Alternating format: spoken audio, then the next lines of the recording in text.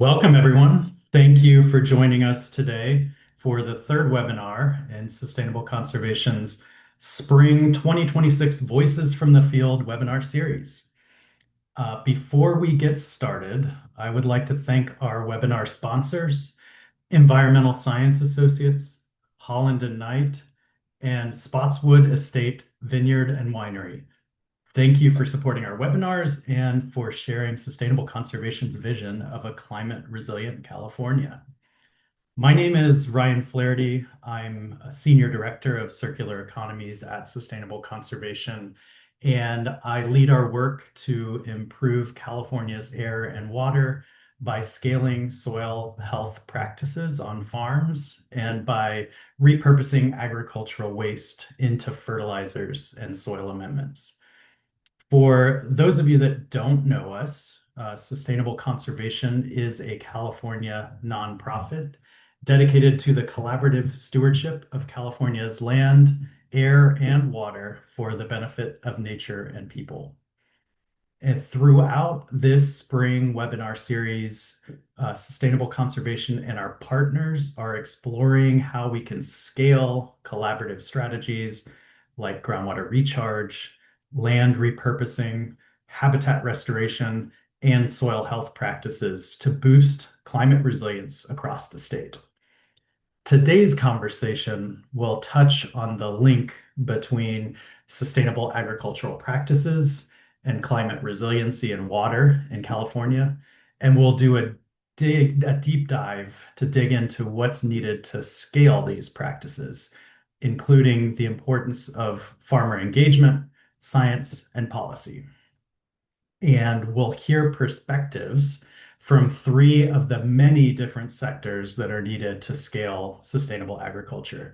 I am so excited for this conversation and to introduce you to our incredible panelists, each of whom is a true leader and an innovator in their sector. So first, to share a farmer perspective, we have Andrew Carroll. Andrew is a farmer and the founder of EcoThrive Farm Management. And next, for the perspective of a food company, we have Margot Conover, who is the Global Water Stewardship Lead and Regenerative Agriculture Manager at General Mills. And last but not least, for a water manager perspective, we have Mike Tietze. Mike's a senior engineering geologist and hydrologist at Formation and Environmental.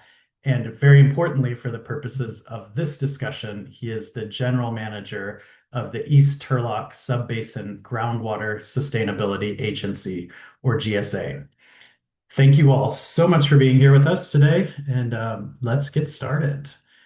I thought we could just open it up just generally, if each of you could tell us just a little bit more about what you do in your own words, and on a broad level, what does climate resilience mean to you in the context of your work? And we'll start with Andrew and then Margot and Mike.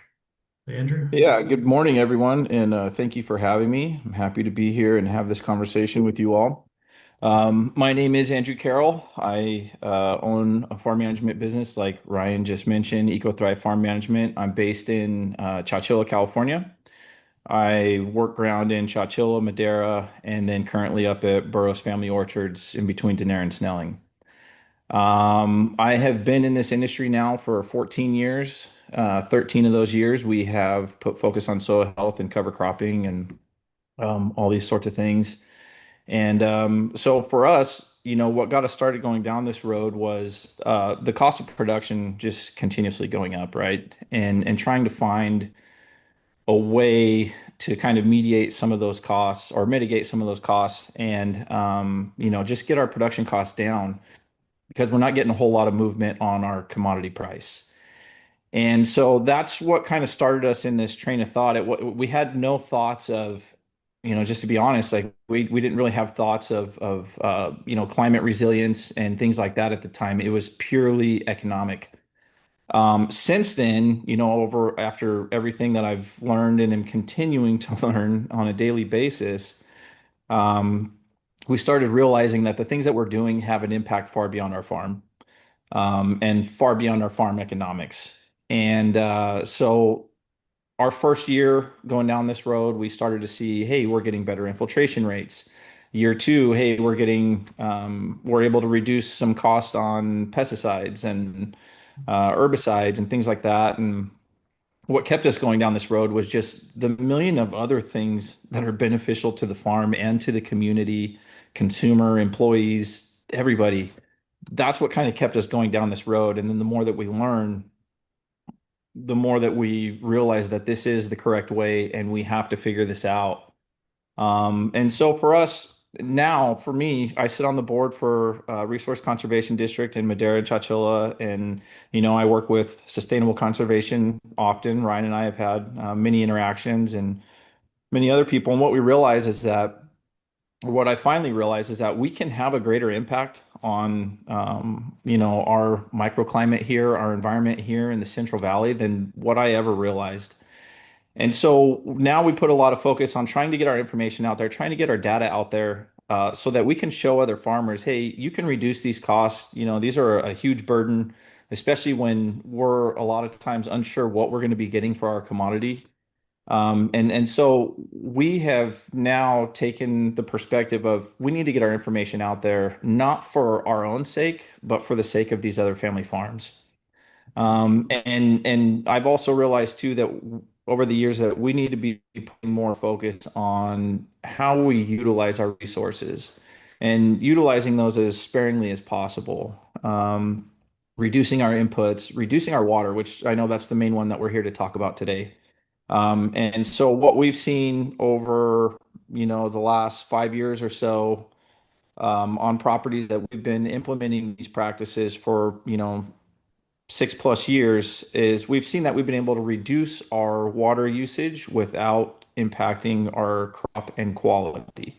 And so we've had years where we've reduced 25 to 30%. Not every year is the same. It's also based on, our precipitation over the fall and winter time and, how much deep moisture we're getting and all those sorts of things. So it will vary, but even on a year like this where we didn't get very much precipitation over the winter, we're still seeing savings of, 15 to 20% in water right now. So that's kind of what we've been putting our focus on is just, we want to grow a healthier product for consumers. We want to have a healthier work environment for ourselves, our families, our employees, and we want to have a healthy community. And so that's really what our whole focus is we all have to make money, but what good is money if everyone's sick and we're having all these other problems? It just doesn't make any sense. And so we have been actively working for years now to see how does this work? How do these soil practices work in California? How, you hear all these stories about the Midwest and all the things that these guys can do, and in reality, things are a little bit different for us here. So there's been a lot of trial and a lot of error, as we try to figure these things out. But I feel like we're getting very close, and we're starting to learn a lot. And so yeah, that's kind of where I've been. I hope that covers enough.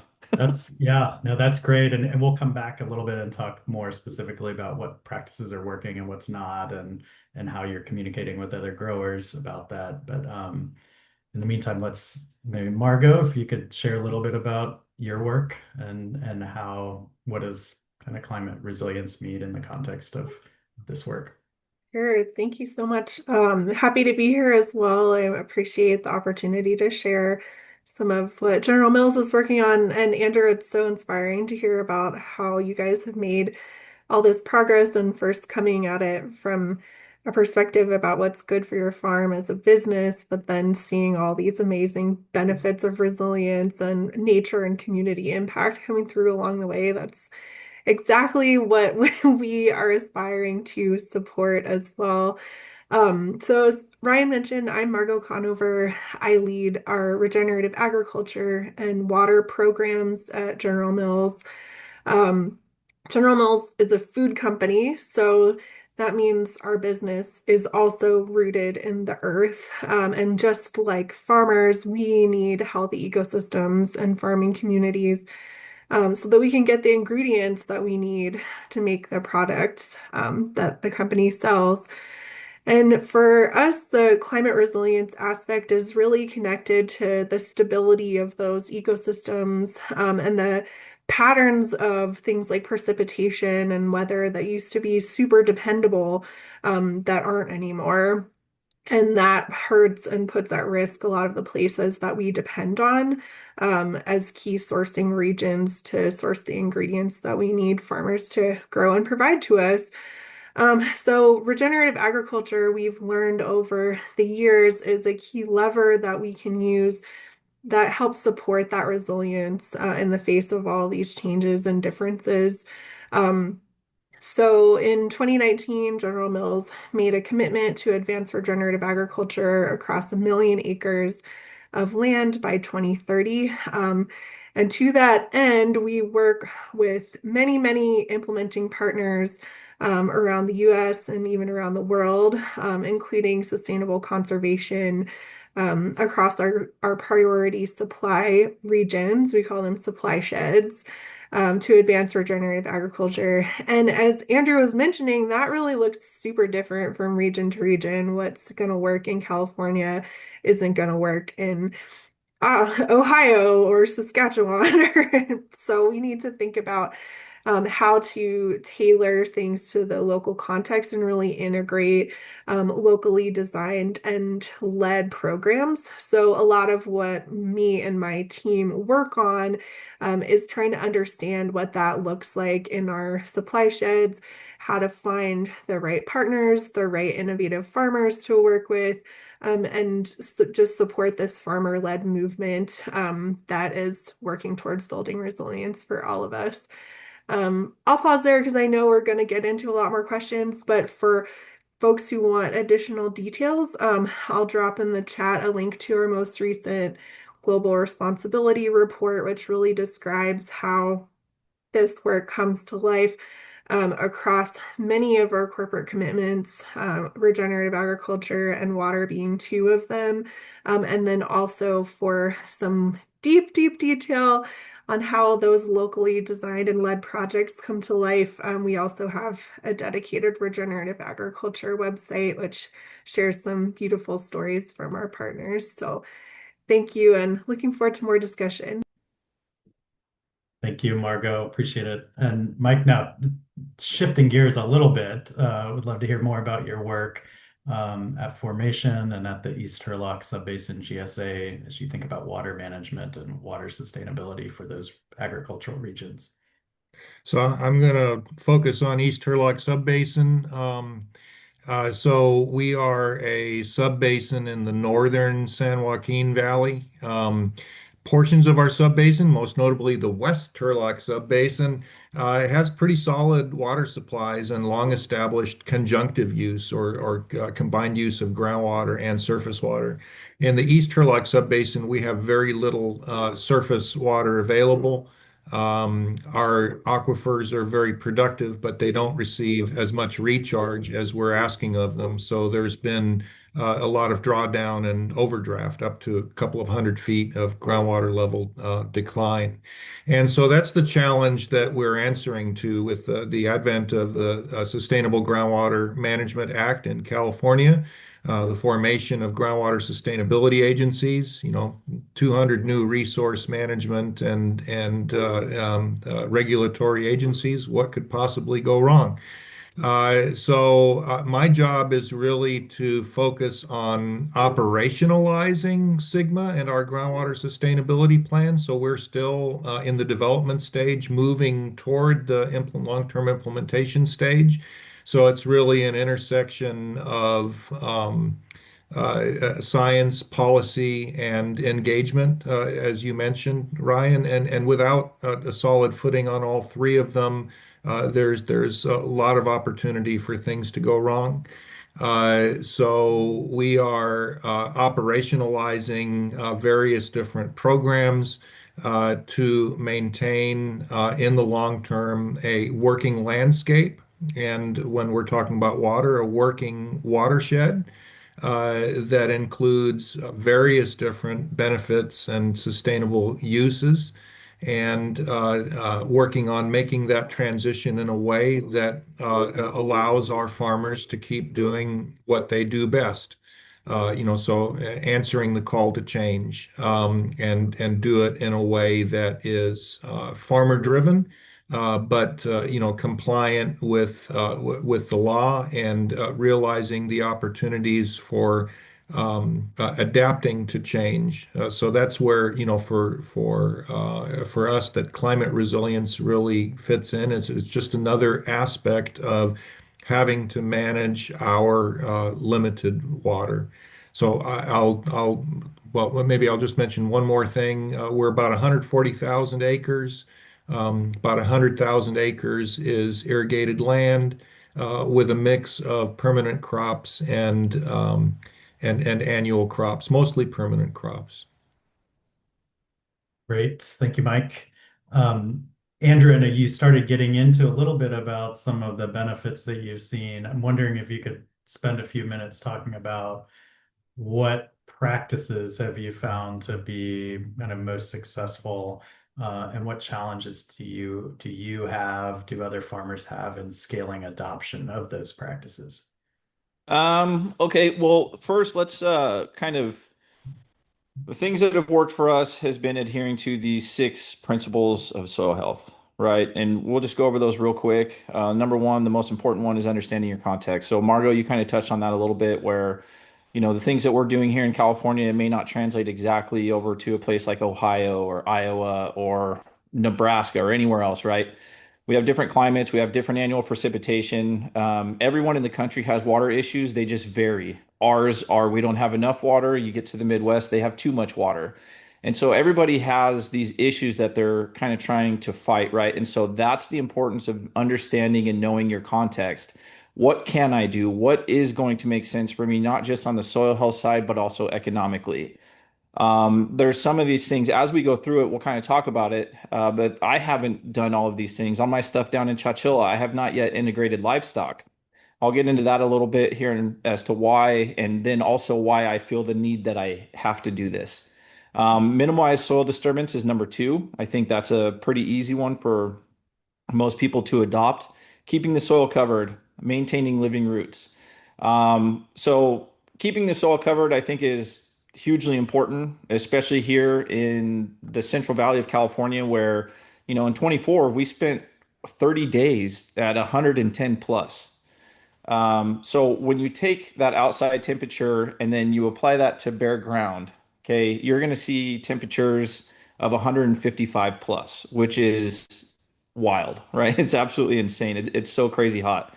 At 100 degrees, you lose 85% of your plant available moisture. Okay, so getting into the water, why is that important, right? We lose so much water to evaporative loss. And the debate is always, well, I don't want to have plants out there because they're going to be competing for, water and nutrients. And to a degree, that is true, right? Where you have these plants that are alive, they do need water, they do need nutrients.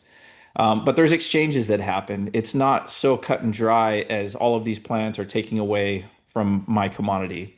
When in reality, when you have uncovered ground and your uncovered ground is 140, 150 degrees, the vast majority of what you're pumping out of the ground to feed your or to water your commodity is being lost to evaporative loss. So keeping the ground covered has been a big deal for us. It's been highly successful for us. That's what's allowed us to reduce our water usage so much. Last year, we were throughout the year 25 to 30% below ET throughout the entire season. We wound up with a 2,000 pound crop. Our quality was great. Sizing was just as good as anyone else's, 22, 24. So we didn't have to sacrifice having a crop.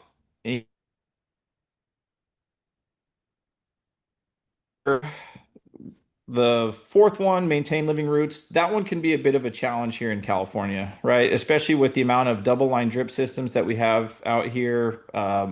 For some reason, over the years, we've talked farmers out of flood irrigating, which I think is a hugely important practice for recharging. We've had a lot of people that have kind of moved away from that. And it's really unfortunate because that's going to be a huge benefit for us in the future is being able to spread out that surface water as much as possible across the valley so that we can start recharging these aquifers. But these practices help us to do those recharges as well, right? Where you have these living roots that are going down, opening up the ground. We're able to get much better infiltration into the soil. Even on double line drip, last year we were dropping water 30 inches in about 15 hours off of double line drip.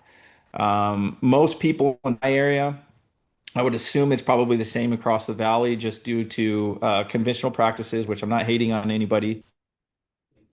But what I see in Madera County is insane amounts of compaction. These guys will irrigate 24, 36, 48 hours, and from May, until we get our next rain, they're not able to drop water more than 4 or 6 inches. The ground is just very tight. It's been, the different soil layers and types have been broken up, and there's just crazy compaction. So that's for us, that's the biggest thing, right? Water is our biggest issue here in California. And that may not be true, depending on which area you're in. If I drive 20 minutes south of where I'm at right now, they have abundant water and it's very cheap. But then if I go another 20 minutes south of that, we have very expensive water and it's not abundant at all. So again, going back to the context, to Mike's point, what he's talking about out here in East Stanislaus, so much of this ground is in the white area. And so if you want to be able to farm your ground, all of it, I think adopting these practices are going to be the only way that you're going to be able to navigate Sigma. And I hate to say that, but I believe that to be the reality.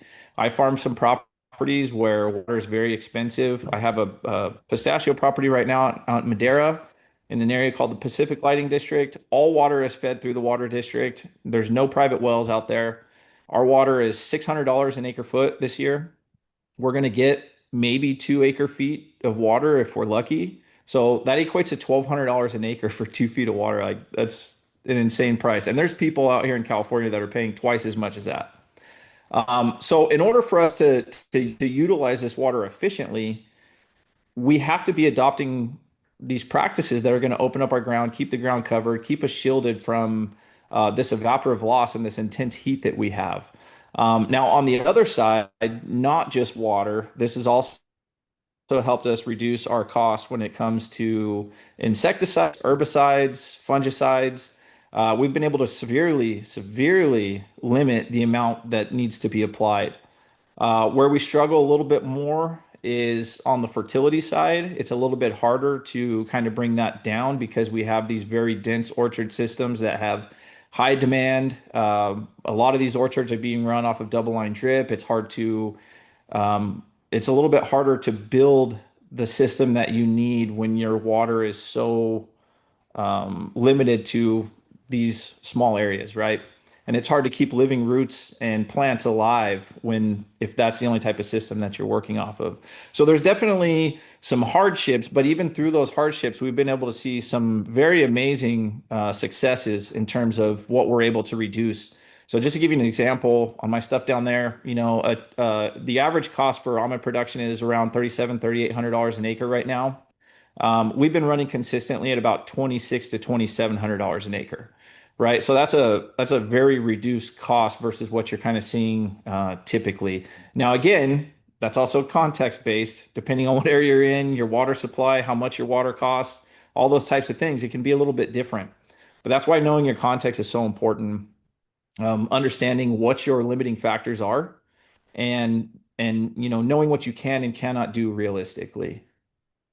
And that's I think Margot for you. I'd love to hear this context is so important, and it just boggles my mind to think about how do you manage regenerative ag or any sort of sustainable ag program across the nation or beyond. And so I'm wondering if you could talk a little bit about how you think about context and the work that you do and what you learned when you came into California and were trying to expand your work for regenerative ag here and what you've done.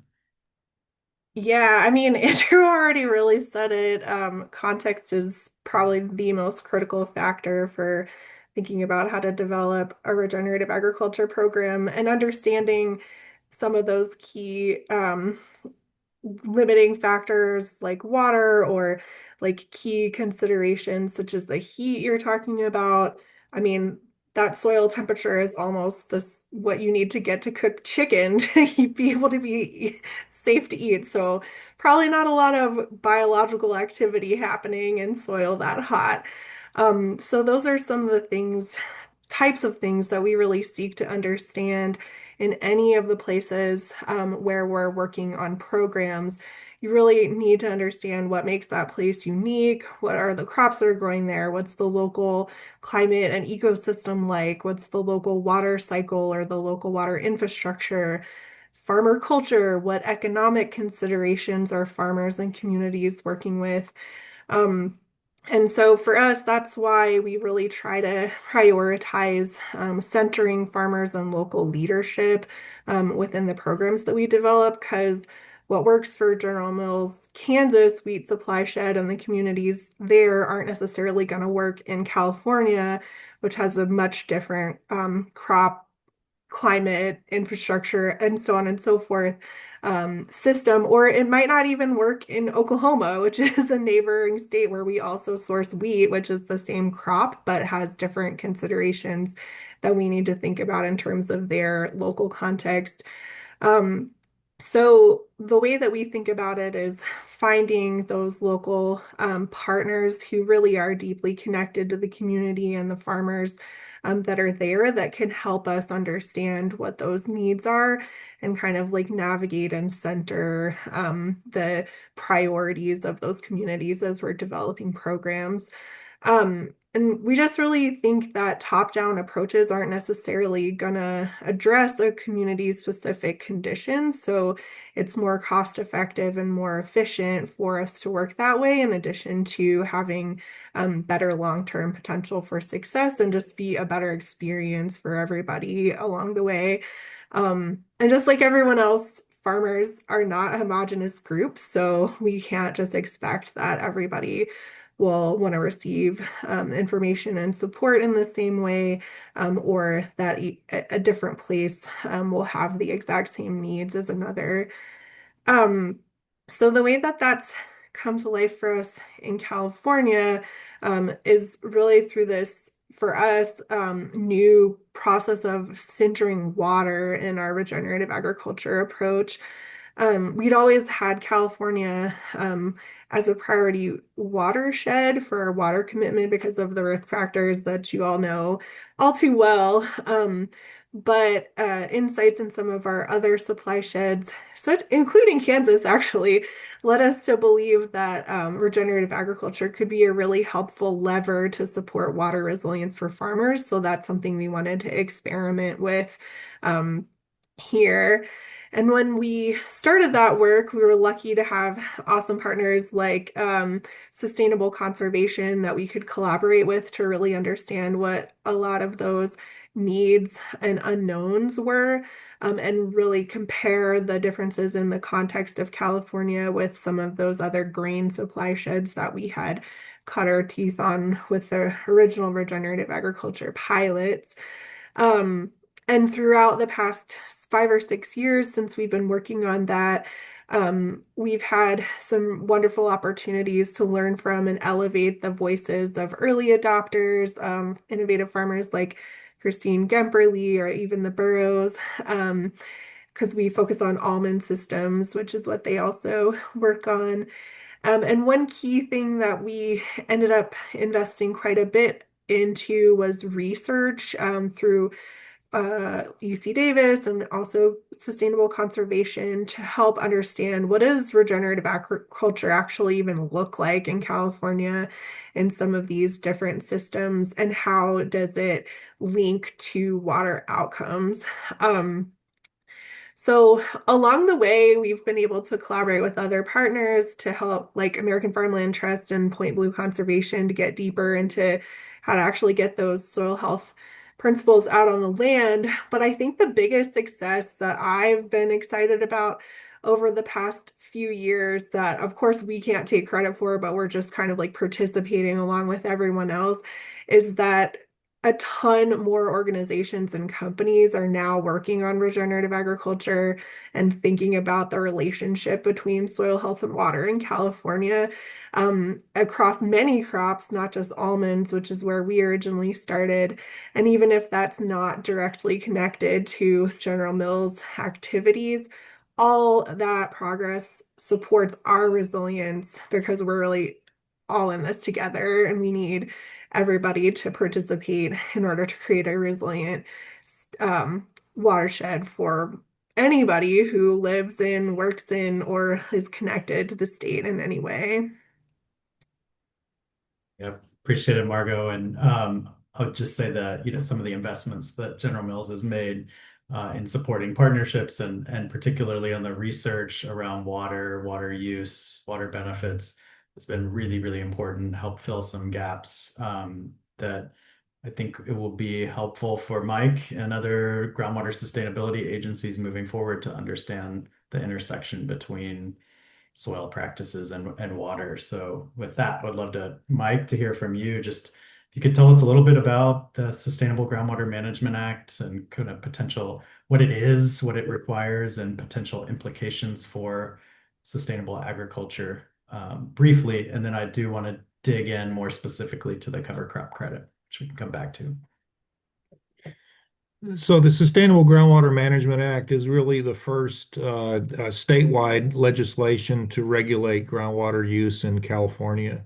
And it's intended, groundwater sustainability means avoiding undesirable results, which include things like wells going dry, increased cost of pumping, depletion of surface water resources and available and associated groundwater dependent ecosystems, and water quality impacts as well as subsidence. And it's a broad change in California. For us, it means that we have to turn around chronic groundwater level decline and recover groundwater levels. That can be done through increasing surface water supplies so that we don't have to pump groundwater as hard. We're doing that where we can, but our resources are limited. The other things that we're left with are recharge or demand reduction, demand management. And demand management is a major part of what we're facing in our area and what the San Joaquin Valley as a whole is facing. It's been estimated, I believe it was PPIC that estimated a 500,000 acres of farmland would need to be fallowed, and some estimates go as high as 1 million. And so what we decided was that we wanted to implement a program that was integrated within working lands so that to the extent that we could offer farmers options for practices and for land repurposing or for incentivized fallowing that allows them to decrease their demand and reimagine their operation as a sustainable operation that could persist for the long term. Maybe not the way that it did before, but that it could persist and be productive and be profitable. As well as lying within the landscape in a way that's sustainable as far as groundwater goes.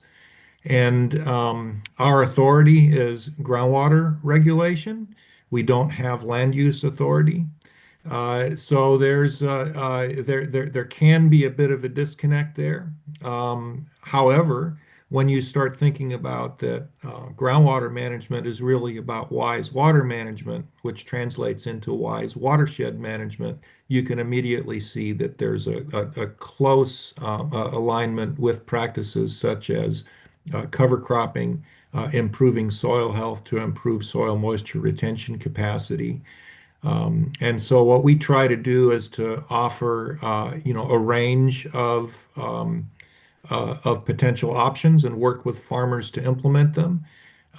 We can be, and if push comes to shove, have to be a regulatory agency, but we prefer to be a resource management agency and an agency that works with farmers to weather the change. Mhm. Did Great. you want me to go into the cover cropping that? Yeah, and I think if you could maybe just briefly, or maybe I can set the stage for kind of the challenge and the concern that is out there was, as some of the GSAs, particularly the ones that have are in more dire conditions and really need to move to demand management, which is reducing the withdrawal of groundwater.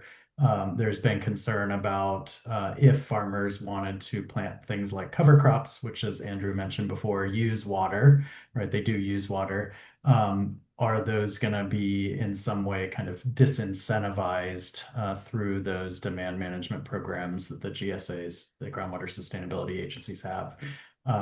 So the East Turlock Subbasin GSA was the first GSA that we know of to formalize a credit for cover crop within their allocation program. So just wondering, after setting that stage, just Mike, if you could talk a little bit about what that credit is, how it came about, and why it's important for you. So we look for opportunities to integrate practices and land management within an existing operation, like I mentioned, so that can be floodplain reconnection, orchard swale rewilding, that sort of thing. And so we had an interest in agricultural practices from the get-go. And Dr. Alyssa DeVincentis worked for me in managing our multi-benefit land repurposing program, and she was involved with I guess I'm going to call it a watershed report, no pun intended, on cover cropping as a practice and how it relates to Sigma. And what that report found broadly was that cover cropping in general leads to increased infiltration and effective precipitation by about 40%. And so we knew that there's a good deal of controversy out there that cover cropping is a complex topic, and it's a complex topic both from individual operations as well as what do you do with your cover crop? Do you terminate it? What kind of cover crop do you plant? So we just decided, okay, wait a minute. Probably 50% of my job is figuring out what's important and what's not important. And maybe it's not important for us to have all the details. We can learn the details, but let's get started on something because we see it as a practice that clearly will lead to better soil moisture retention and a later start on on irrigation. And if we can start irrigation even a couple of weeks later or 3 or 4 weeks later, once you scale that, it equates to thousands of acres of agricultural land that don't then need to be fallowed or retired. So why wouldn't we do it? So what we did was we decided to start with a modest credit on effective precipitation in our groundwater use accounting. Our groundwater use accounting uses ET satellite-based data and subtracts effective precipitation from that and subtracts surface water that's applied. And so what we're doing is we're giving a boost to the effective precipitation when farmers have a what we term a cover crop, which we term very broadly. It can be resident vegetation. It can be an economic crop from our standpoint. If you want to grow orchard grass or oats or winter wheat, that's fine. But what we want is that cover, that soil moisture retention and that soil health benefit so that you can retain more of the precipitation that falls during the wet season. So if farmers qualify, 5 months during the wet season, if they have vegetative cover over a certain percentage of their orchard lanes, for example, then we give them that 20% credit. And so far, we've had nearly 30,000 acres enroll in that program. And for us, we're not huge. It's been a savings of about 5,000 acre feet of water. But again, that's 5,000 acre feet. That's somebody, a bunch of small farms that don't need to go under. Yeah. Yeah, I appreciate it. Um, Andrew, I'm wondering if just in a minute or so you could say kind of as a grower how important is a credit or something like that that the East Turlock Subbasin GSA has done for you as you're trying to implement these practices. Yeah, I think credit is hugely important. In years prior, it was looking like, we would be getting penalized for this because our moisture stays in the soil so much longer when you're using something like, Land IQ or something where you're using satellite imagery to track it. It looks like you're applying more water than you are because, the moisture in the soil is extended so much longer.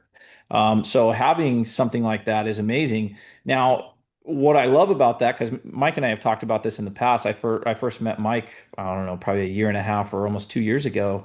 And we were talking about this, and this idea that, 20% of these acres need to be fallowed out so that we can save that water. And, my first thought is we don't have to do that. What we need to do is we need to educate and incentivize farmers to adopt these practices so they can save that water on this operation that they already have going. Because what happens when we start fallowing out ground is now we're removing jobs from the valley also. And this is not just impacting the person who owns the farm, this is the employees, and things are getting tough out here in California. And so I think a credit like that is huge. We need to have more programs that are incentivizing farmers to make the right decision for their farm. So something like that is huge. And to Mike's point, the amount of rainfall that you can capture, it can make a huge difference, not just on your budget, but also on, our need for, irrigation. I'll give you an example. Last year, we had pretty good precipitation in the winter of 25. And so going into 25, same thing in 24. I was about 4 to 5 weeks before I turned on my pump after the last rain, whereas my neighbors a week and a half, their pumps are coming on and they're irrigating. So we can really extend that. We can capture so much more rainwater. You guys probably remember 24 when we got a ridiculous amount of water. It was like 20 plus inches of rain, which for us in this area, that's a lot. And we were seeing so much runoff, so much soil erosion, all of these things. I was watching water run across roads from one property to another. But every field that I went and checked that was mine, we were retaining that water. We had no standing water. It was going down into the ground and we were able to capture that and use it. And that makes a huge difference for us. Not only are we able to save water that's being pumped out of the aquifer, but we think about our PG&E rates and how expensive it is just to turn anything on. To be able to have a pump down for an extra 4 weeks is huge, not just on the PG&E, but also maintenance. Our pump is like every other piece of equipment. Every time we turn it on, we're this much closer to a breakdown, and it's all expensive. So the least amount that we can use all of these things, the better for the farmer. So I think what East Stanislaus GSA is doing is great. It's great for the farmer, and I'm so happy to hear that there's so many people adopting that. I mean, that's amazing. Yeah, appreciate it. And I'll just say, this effective precipitation credit that I mentioned before is the first of its kind that we know of in a implemented allocation program. Um, there is a need. This is kind of emerging understanding of how this interplay between water use and water benefits like reduced runoff, increased infiltration, water storage capacity. And that's why it's so important for us all to be working together, whether it's Andrew sharing his data and other farmers sharing their data, their experiences, and getting that out, Margot and many others that are investing in research to understand this. And we all need to be working together to interpret that and get it out and have conversations with each other as well as with other GSAs as they can think about what works in their context. I think just like Andrew said, for farmers, context is key. For GSAs, context is key as well. Each of the GSAs is very different context in terms of land, in terms of soils, in terms of precipitation, crops that are being grown, water availability. And so I think, the charge for all of us is to provide the information that's needed for other GSAs to consider, is this something that might work for them or what might work for them? And maybe it will and maybe it won't. So that's something we're looking forward to working on together moving forward. And with that, I'm gonna move over to Q&A. I should have mentioned before that. Ryan, Yeah, real yeah. real quick, can I add one thing? Yeah, before you do While, that, just while if everyone could, if you have questions, throw them in the chat or in the Q&A section, and you can do that while Andrew's making a comment here. Awesome. Yeah. Thank you. Sorry. But I just wanted to add when it comes to the context, while the practices being implemented might look different from region to region or crop to crop, I want people to understand that following those six principles are good anywhere. Okay. Now, they might look different in how those are implemented, but those principles apply to any soil type, any crop. And now, again, you're going to have to use your imagination on figuring out how to get those implemented and what it looks like on your farm. But utilizing those principles will help you move the needle on your property in terms of reducing costs for your farm, reducing water use, all these types of things. So, I just don't want people to think that this is a regionally based idea. When you look out in nature where man has not touched, it all looks the same, right? Like these ideas are good everywhere. So I just want people to understand that it's not, these concepts work in California, but they don't work in Nebraska or vice versa. It's not like that. It might look different in terms of the implementation, but the practices, they work everywhere. Yeah, appreciate that, Andrew. Okay, I'll turn over to questions. I see there's a few in the chat. One, it looks like Scott is asking, is there enough water supply for flood irrigation at scale in California? Can flood irrigation work together with drip irrigation? So I think either Mike or Andrew like that. I'm at the point now where if I was to develop a property at this point and develop an orchard, the only way that I would install drip irrigation versus micro sprinklers is if I have the ability to flood irrigate. Because I see the importance of getting water across the whole system in order to build biology. When you have, micro jets or whatever, you can have a much bigger wetting pattern and build up a lot more biology.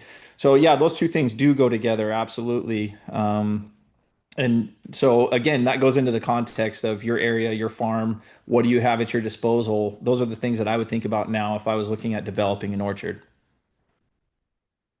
Yeah, I can tell you, in our area, in the areas served by water districts that have ample water supplies, they use flood irrigation as part of their conjunctive use strategy. So that's still widely practiced in some areas. Answer to the question depends on what you mean by at scale. In many areas, the amount of water to manage water, flood irrigation and groundwater conjunctively like that just simply isn't available. But in some areas, it still is. Yeah, and I think in our work, either the growers or the districts do have water available, we encourage them to, be efficient in dry years, and when there's big wet years and you can get the water, get it out onto the land and get it back into the aquifer, let it percolate down into the aquifer so that you can use it again in the dry years and recharge those aquifers. Um, okay, I see Joy has a comment in there. I'll leave that comment in the chat.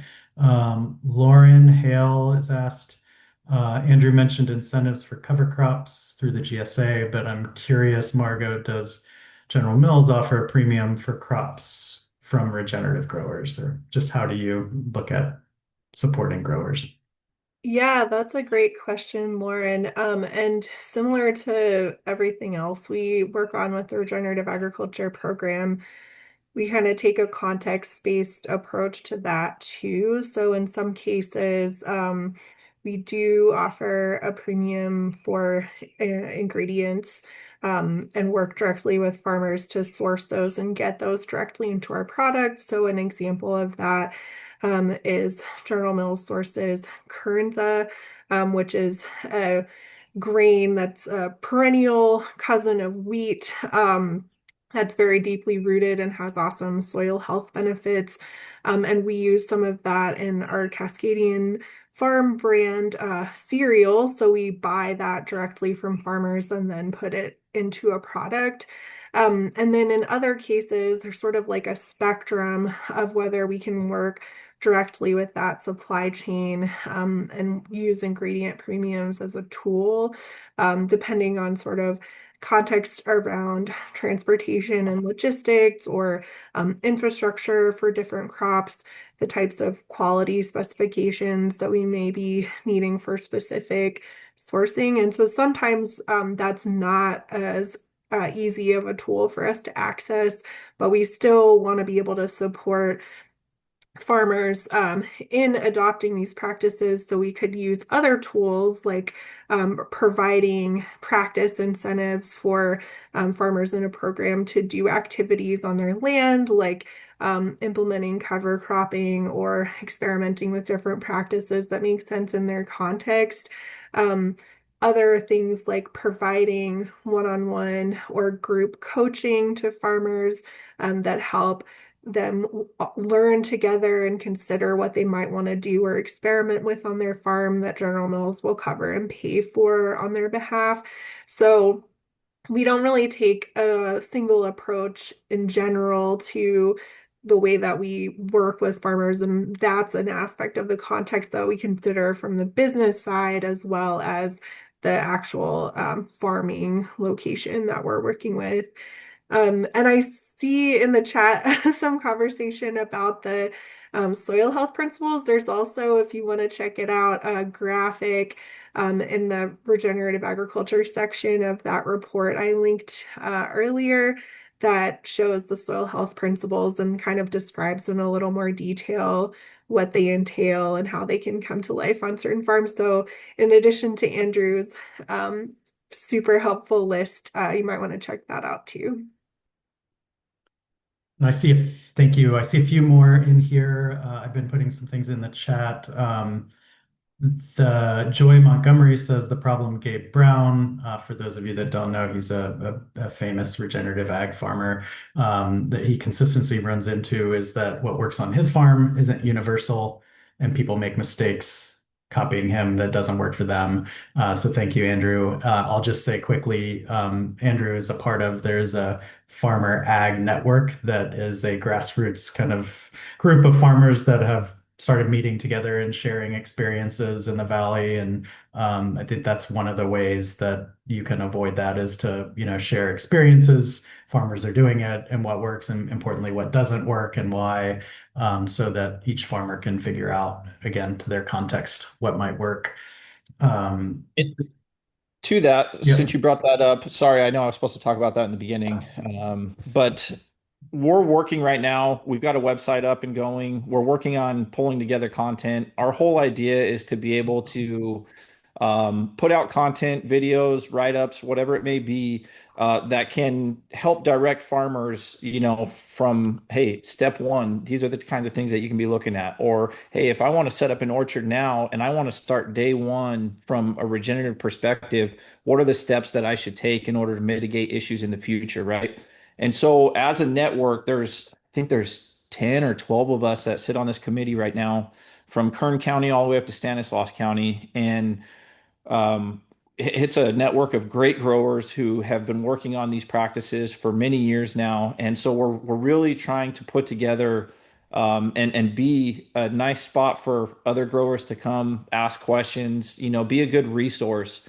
And so I would encourage anybody who's a grower out there, look up Farmer Ag Network, get in touch with Debbie Thomas. She's the one that's kind of heading up the whole Farmer Ag Network deal, and just see, what kind of resources are there. I think that's a really good start at the very least at the moment now, since we're still trying. We just formed last year, so we're still trying to put everything together. It's going to take a long time. But at the very least, she can put people in touch with growers who are doing these things that can kind of help guide you along.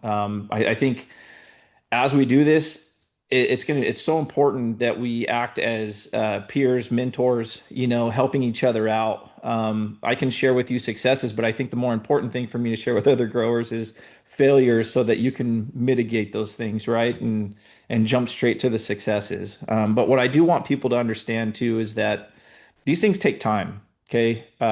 We did not get the soil into the position that we got it in overnight, nor are we going to change it overnight. Okay, so this is a commitment. This is something that it is going to take time.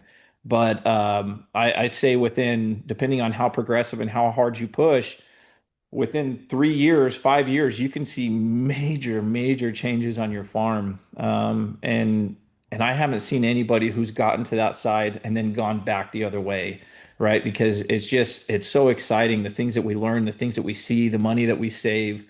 I personally feel good about, people can walk onto my farm and I know that they're going to be fine. I'm not exposing you to anything that you shouldn't be exposed to. So I just want to encourage people, if you're a grower out there and you're kind of thinking about these things, reach out to the Farmer Ag Network, reach out to NRCS, Sustainable Conservation. I mean, lots of uh, data out there now to kind of help us make the right decisions. Thanks, Andrew. I see a few more in here. I'm going to start wrapping us up, but I just want to call out Michael. Looks like he has a question that would probably be much better suited for a lawyer about public trust law, and none of us are lawyers, so I will go ahead and say that none of us are going to answer that question for fear of not getting it right. There's a couple questions, Andrew, while I close out, if you might want to, if you have thoughts in the chat to put in. Ryan is asking about biological inputs like seaweed. There is a question around what cover crops can grow in the insane hot temperatures we have sometimes, as well as how Kernza stacks up to some of the traditional crops. And maybe that's a embargo question. So if you all could throw those in the chat if you have any thoughts while I close out. And I see this question from Kirsten around anyone inventorying the greenhouse gas emissions with these sustainable agricultural practices. I'd say that's been much better studied, and I think there's still a lot to learn, particularly in the California context. You think about the different crops and nutrient management regimes and soils, but that I would say is much further along in the understanding than the water side of things, which is again a growing area of research. And with Hey, that, I want Ryan. to, yeah, go ahead, Mike. Yeah, no, I mean, just back to my earlier comment regarding what's important versus not what's not important. Maybe a better way to understand that is what can we get started with, right? Some of these questions are worthwhile to dig into. They're going to take a while to sort out. But if we can get started with cover cropping during the cool season, cover cropping with a variety of different options. Our approach was, hey, let's get started with something. I mean, there's so much that we leave behind if we don't act quickly, and we can learn as we go. Great, thanks. And I see a few more questions have come in, but I'm going to go ahead and close us out. I just want to thank all of you, Andrew, Margot, Mike, for joining us today, sharing your expertise. Thank you to everyone for tuning in. Hope you enjoyed the conversation. We will be sending a recording in case you missed any of it or would like to revisit it or forward it along. And we really encourage you to follow our work. Stay tuned for the next webinar on June 10th, which is going to be focused on restoration. And these webinars and our collaborative program work are fueled by generous individual donations. So if you've enjoyed this conversation, please consider supporting us by scanning the QR code on your screen. And with that, thank you so much. Appreciate your time, and thanks again to the panel for the conversation. Thank Take you all. care. Have a great day. Pleasure to be here. Thank you. Thank you.